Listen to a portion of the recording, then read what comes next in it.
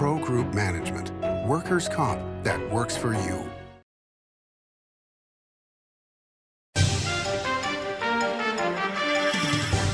Welcome to Nevada Newsmakers. On the broadcast today, the Nevada State Treasurer Zack Conine joins us for the whole show on an all-new Nevada Newsmakers.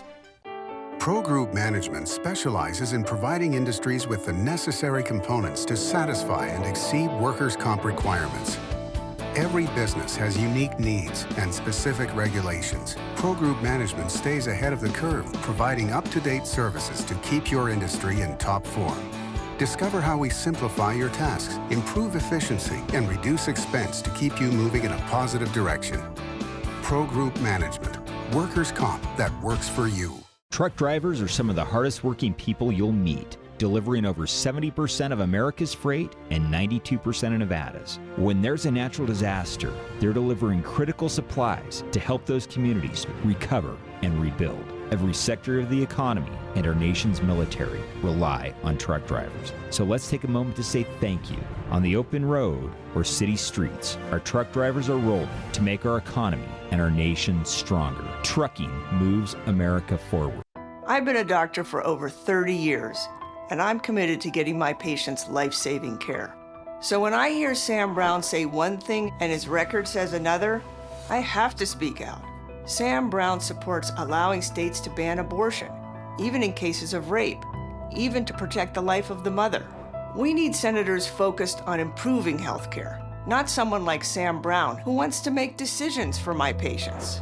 Wynn Senate is responsible for the content of this ad. They want us to believe we only have two options. That's just not working anymore. I've never been a follower. I'm a businessman and entrepreneur.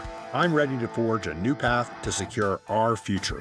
One that keeps Northern Nevada free, fair, and wild. A path that means freedom for all, including affordable housing. I'm Greg Kidd, and I approve this message because I'm not from either political party. I'm for Nevada. This is Nevada Newsmakers with host Sam Shad, a no-holds-barred political forum. Now, from the Nevada Newsmakers broadcast headquarters, here is Sam Shad. And back on Nevada Newsmakers, we're always pleased to welcome back to the program the Nevada State Treasurer, Zack Conine. Pleasure to have you back on the program, Sam. Happy to be back. So how's the state's money? We are in really interesting shape from a state perspective, right? So the state general fund is at its highest level in history. We broke $10 billion a few weeks ago. It was about $2.8 billion the day I got there. That's pretty significant growth over 5 and change years. Our investment returns are at the highest level they've ever been. We actually, our first year we made about $12 million, and this year we're going to make almost $400 million, right? We're just in a very good place from a state finance perspective. Now, of course, that does not mean that Nevadans are in a great place, and so it's important for us to make sure that we're using our successes to be able to help as many people as we can. Okay, and in what ways are you able to do that? Well, when the state does better from an investment perspective, we have more money to spend on all of the types of government services we can provide without having to raise taxes. And that's really important to us, right? When we do better in investment returns, it allows us to pay teachers more. It allows us to spend more money on affordable housing. It allows us to work on our mental health crisis. It allows us to do all those things without having to raise taxes, which we think is pretty important. And so even though, for example, over $2 billion went to schools and teachers, that's not hurting us at this point in time. Because it's one thing to pass the law that says, okay, we can do this, but you've got the money to be able to do this. It's definitely not hurting us, right? I mean, teachers should get paid as much as we can possibly pay them. They're doing one of the most important jobs in the state. And the down payment that the legislature and the governor made last year is a great first step. I know there's still more to do. And every time I talk to teachers union representatives, they always say to me, well, that's great, but we could use another $1 billion more. Is that realistic in the next session? I mean, I don't know if that's going to be the priority that the legislature and the governor have during the next session, but we do know that our teachers are underpaid compared to national averages. We also know that we've got more than 1,800 vacancies, at least in the Clark County School District, right? Hundreds of vacancies in the Washoe County School District. These are opportunities for us to do better.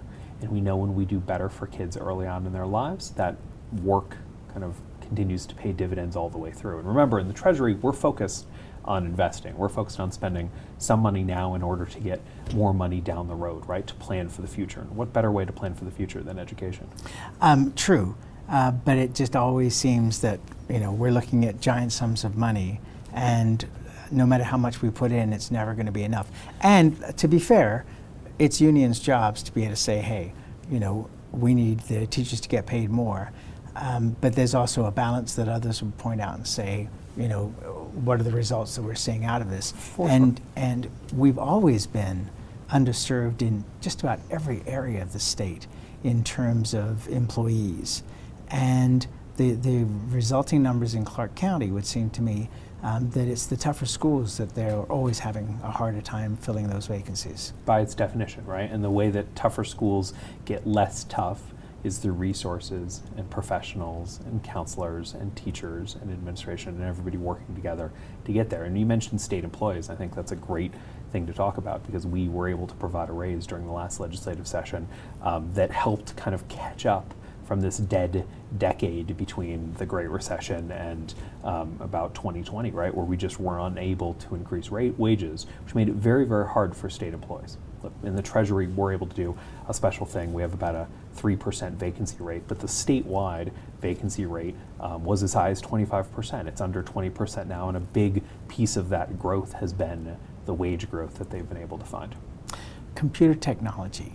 In so many departments, when we go through one crisis or another, we saw it with DITA during COVID and the Great Recession, that we weren't up to where we should be with computer technology. How is that in the Treasurer's office? So DITA's a great example, right? Because we found that was a problem. And we always found out that system didn't work as well as we needed to, especially when we needed the system to work. The state historically is underinvested in technology in good times, and then when bad times come and we need the technology to work, we don't have the resources to invest in it, right? And so you just have this vicious cycle. In the Treasury, we have not scaled in the same sort of way, right? We're going in front of the Interim Finance Committee in the relatively near future to get an updated system for investments. A lot of our systems are homegrown. Because we manage all of the state's cash flow in and out, the large core NV, the shift from the main state systems that was started in Smart 21 and obviously had some pitfalls and some struggles along the way, least, right? Yes. That new version of the system, when that comes in, that'll be a major upgrade for the work we do on managing cash, taking in the state's dollars and paying the state's bills. Okay, and over what time period is that going to get accomplished? So that program, hopefully. right. Knock on wood, the first piece of that program goes into place at the end of this calendar year, and then additional modules will go in place over time. And a lot of my staff spend a lot of time, and they're such great, excellent, smart, dedicated public servants, making sure that transition is as painless as possible. All technology transitions have some level of frustration in them, but this one we've got some faith that it's going to work the way we need it to. Yeah, even power outages can be an issue. For sure. The amplifier that blew out at my office and took out all the Wi-Fi is a good example of that. That's why we keep amps out of the Treasury. All of our guitars are acoustic. If only that were the case at my office. Obviously we saw with MGM and Caesars major hacking issues. Apparently one company settled, the other company did not. MGM reportedly $100 million it cost to be able to fix that, hopefully the majority of that covered by insurance. What steps are you taking at the Treasurer's office to make sure that you're as hack-proof as possible?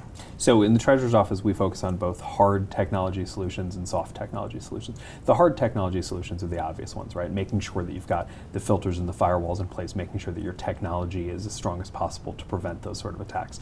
The soft things are looking at our sort of biggest vulnerabilities and everybody's biggest vulnerabilities, which is people.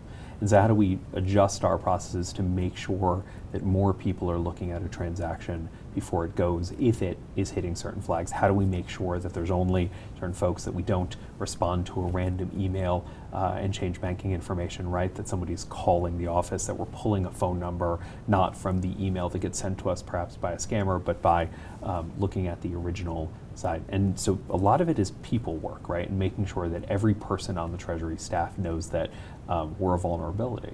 We'll get random texts all the time that are attempts to break in to the Treasury, and now we have all trained every level of staff, right? Not just me or the people who have access to the accounts, but every level of the staff to be on the lookout for it, and that's, I think, made a big difference.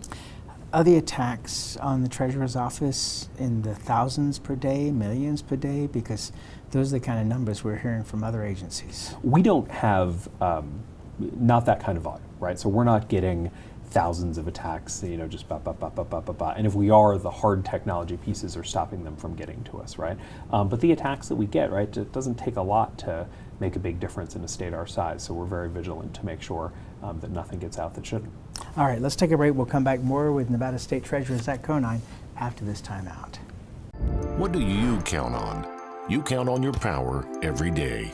At NV Energy, we've always powered what's important to you. But we're not looking at the past. We're focused on the future. While our standards are high, our rates will remain low. And our commitment to renewables isn't just meeting standards, but leading the way. Because you can count on more than just your power. You can count on the company who brings it to you. That's our promise. You can count on it. The Nevada Builders Alliance has been protecting the interests of the construction industry for over 50 years. Our programs save members thousands of dollars every year and allow them to provide much-needed benefits to their employees. Our industry also allows Nevada to grow. If you're thinking about a career in the construction industry, reach out. And if you haven't thought of a career in construction, what are you waiting for? We are the Nevada Builders Alliance. As you know, Reno is booming. Toll's development company is helping it grow with insightful design and development, building community with every project, adding beauty, adding excitement, emphasizing our shared humanity. Reno is becoming bigger. Toll's development is helping it become better, more livable, more enjoyable. To learn more, go to tollsdevelopment.com. tollsdevelopment.com. Like a traditional handmade basket, retail is woven into the fabric of life in Nevada. From big box to mom and pop, retail supports our communities in countless ways. Jobs for the disabled, team uniforms for kids, help for the elderly, and so much more. Retail employs over 1 in 10 workers. Retail supports Nevada, and we support retail. RANNV.org. This is Nevada Newsmakers. And back on Nevada Newsmakers, we continue our conversation with the Nevada State Treasurer, Zack Conine. Is it blowing your mind of the revenue that's being generated by the gaming industry month after month, billion-dollar months? It's been incredible. Yeah, we're excited about it.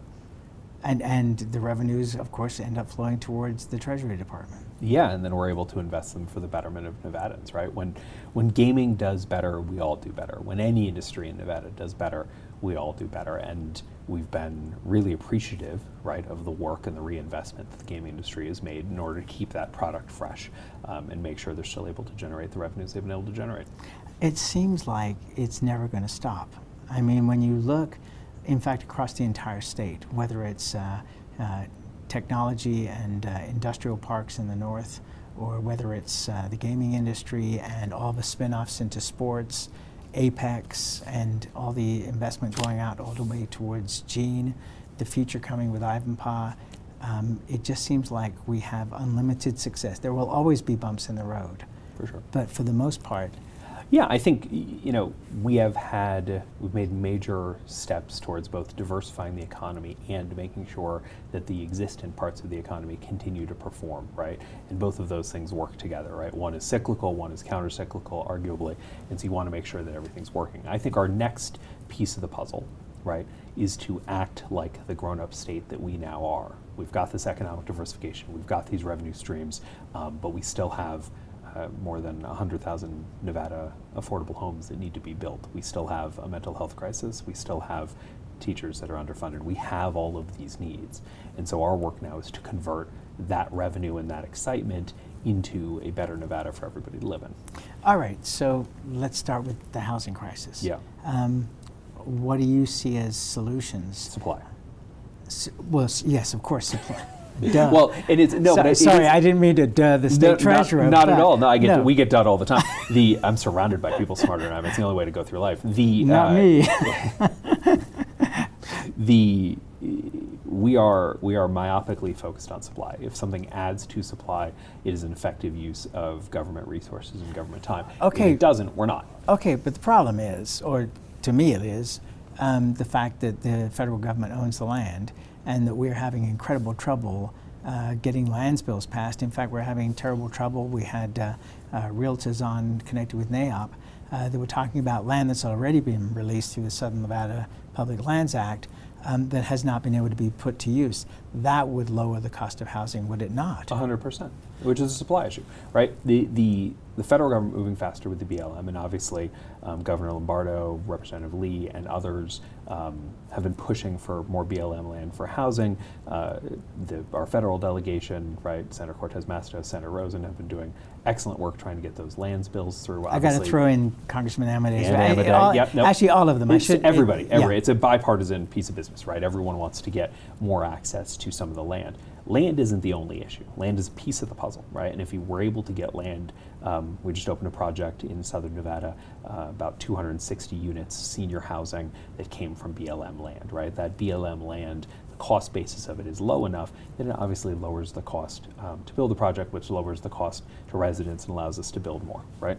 It is part of the problem. It's not the complete problem, right? And our focus in the Treasury is on every lever that can possibly be pulled to increase supply.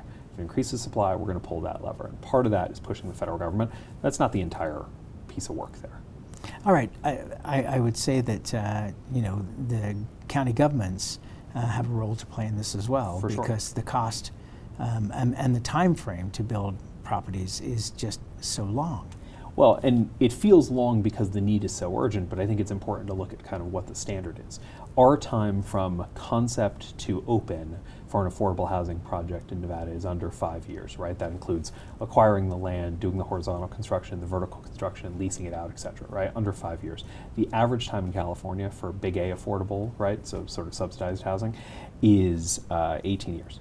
Right, from concept to housing. Okay, please repeat that. 18 years. 18 years, right? So every piece of housing that they've done is able to vote if it was a person.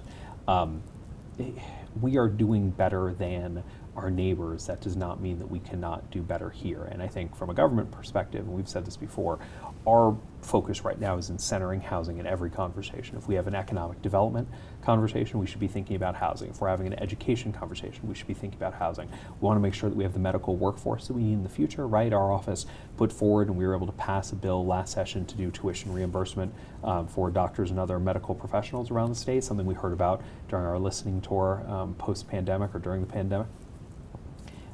Housing is still something that needs to be centered in there, right? You can bring a doctor to town, you can pay that doctor in tuition reimbursement to be here, but if they cannot find a place to live, they're not going to want to be here, right? If you can't solve that problem, all the other problems get harder. All right, and it just seems that, in Northern Nevada, for example, 50,000 homes over 10 years, we're not even getting close to that. We're building a couple of thousand. Yeah, we have to go faster. But we not only do we not have the number of national builders we need in the area, but we don't have the construction workers to be able to do this. I mean, one of the things that we're dealing with, Builders Association, Builders Alliance, has been on the show multiple times talking about trying to convert kids from, you don't necessarily need to go to college, you can get a great paying job by being in the trades. We need construction workers. We need them for data centers. I mean, Tract is looking for 1,500 construction workers. And one of the ways, in order to get those construction workers, they have to have a place to live, right? So we have a chicken and egg thing a little bit. But one of the ways that we can build our construction industry is by making sure that housing projects and other projects are bringing on apprentices, that they are hiring locally, right? And that government money, when it comes into these programs, is making sure that that's happening so that you create not just a job, but a career. You have to create a pipeline. Because otherwise, construction workers, like anybody else, are mobile. They're going to go where the work is. And so we have to make sure that there's a pipeline of work that's long enough for them to start a career here, continue a career here, finish a career here, building the whole way through. We know that we have the demand for it, right? And you mentioned national builders, and I think this is really important. We have found through the work of the State Infrastructure Bank that when you create a product that works to bring in national builders, that you get folks to come to Nevada for the first time. And one of the things we're spending time on is how do we poach builders from other places? How do we poach construction workers from other places, like California, where instead of 18 years, they can get a project up in 5 years. When they hear that, it's amazing. But the hardest project for them to do in Nevada, just like any other state, right? Because each state has its bureaucracy, and its bureaucracy is different than other states, is getting them to do the first project, right? We have had in the last, since I've taken office, we've had 4 or 5 national construction companies in the affordable housing space that had never done a project in Nevada who are now doing work and bidding on projects in Nevada. When they are doing that, that makes our existing players better because they have to sharpen their pencils. It means there's more product that can be out there for Nevadans, and it means it's cheaper for the state. Okay, I'm going to point this out and in a dual way. One is that you're a Democrat. B, yes, that you are well respected by a lot of business people because of the way that you operate your office. And yet, when you look at California, it amazes me that any businesses are left there. Well, the weather's real nice and they have Disneyland. Disneyland's pretty darn expensive these days. That is true. But I mean, it's just stunning that the difference between 5 years and 18 years. Yeah. It's like, why would you do business in California? That's exactly what we've been telling them. And you know what they say to us? Well, that's a real good point. I guess we'll do some business in Nevada, right? No, we're not trying to get entities to move. We are in some cases. Yes, we are. in construction cases, right, when the national builders, we just want them to add Nevada to the portfolio of places they're building. And a lot of times they haven't been here because the state, though it has grown tremendously, is still relatively small in the universe of states, right? And housing is a crisis everywhere. And so part of our work in centering housing is to make sure that our policies and our dollars and our functionality is easier than the other states, because they could go and build anywhere. We have to make sure they build here. Is the dream of home ownership in some ways a myth, that everybody would like to be able to own a home, but is the reality that not everybody is going to get to own a home, that some people are going to rent the majority of their life? Yeah, I think that there's a generational shift in what success looks like, right? And for some people, the success isn't owning a home and being tied to it and having the mortgage to pay for and the lawn to cut and the weekend chores and the honey-do list, right? For some people, the flexibility of being able to rent a place and then move to another place if they want to without that stick-up is better, right? What our job is from a state perspective is make sure that every person has a place to call home, whether that's a single-family home, an apartment, a shared space, whatever works for them. We want there to be opportunities to do that. And the way to do that, by the by, is to build housing. Because if we build a single-family home, it lowers the cost of rental homes in the area. If we build a multifamily affordable complex, it lowers the cost of starter homes. Like the market contracts and expands based on any addition to it, right? And so our focus is on how do we build the most housing, the most doors, the most beds, right? How do we put heads in beds, which for a long time was our focus in the gaming industry, but now is our focus in just society in general. All right, let's take another break. Back with the State Treasurer after this timeout. Story County is leading Nevada. Home of the Tahoe-Reno Industrial Center, Google, Tesla, Panasonic, and other world-leading companies. Story County provides thousands of tech, advanced manufacturing, and logistics careers for Nevadans. We're diversifying and driving Nevada's economy and generating millions in tax revenue and billions in economic activity across northern Nevada. Story County is leading Nevada's future. Come one, come all, it's the $125,000 Carnival of Cash and Prizes at Tamarack Casino. Get in on the fun with cash and free play prize drawings every Thursday and Saturday, including winners of up to $1,000 and a top prize of $5,000 guaranteed each week. Your good times are at Tamarack Casino. Save money and take transit. Did you know you can ride the bus all day for less than what it would cost you for a gallon of gas? Plan your trip now by going to rtcwashoe.com. For 50 years, Nevada Heating has been keeping people comfortable in their homes. At Nevada Heating, call the Do It Right guys and get the air conditioning back on today. That's the Nevada Heating way.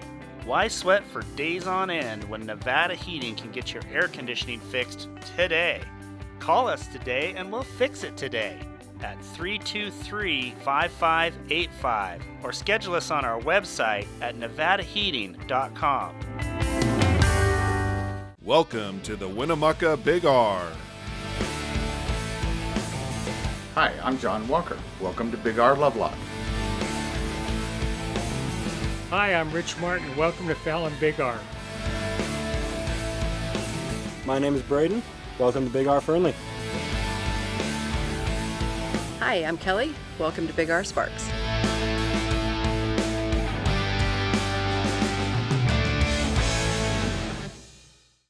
This is Nevada Newsmakers.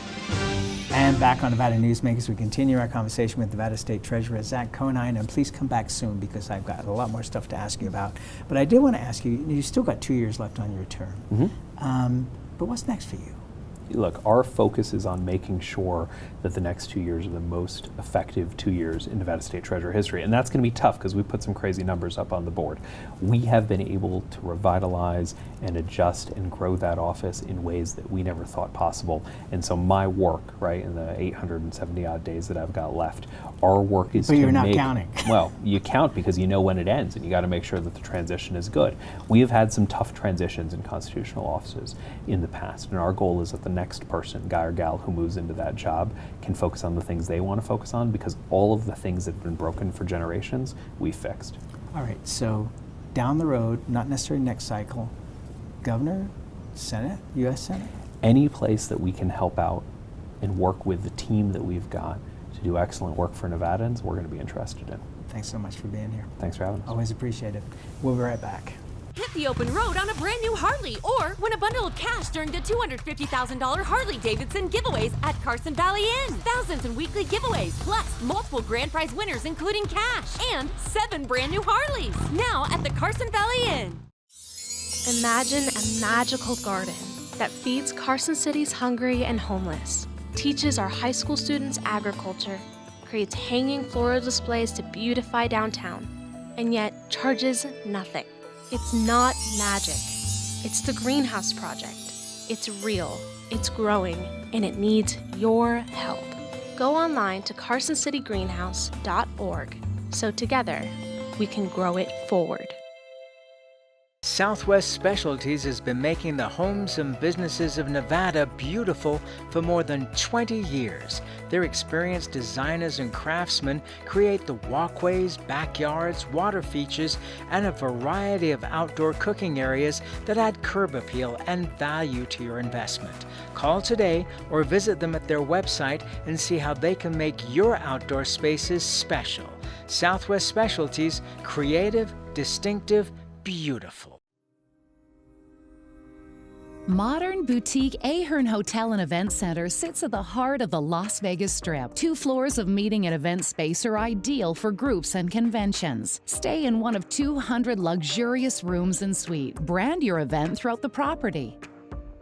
Flexible event spaces make for easy planning and personalization. Take over the entire hotel with a full buyout option.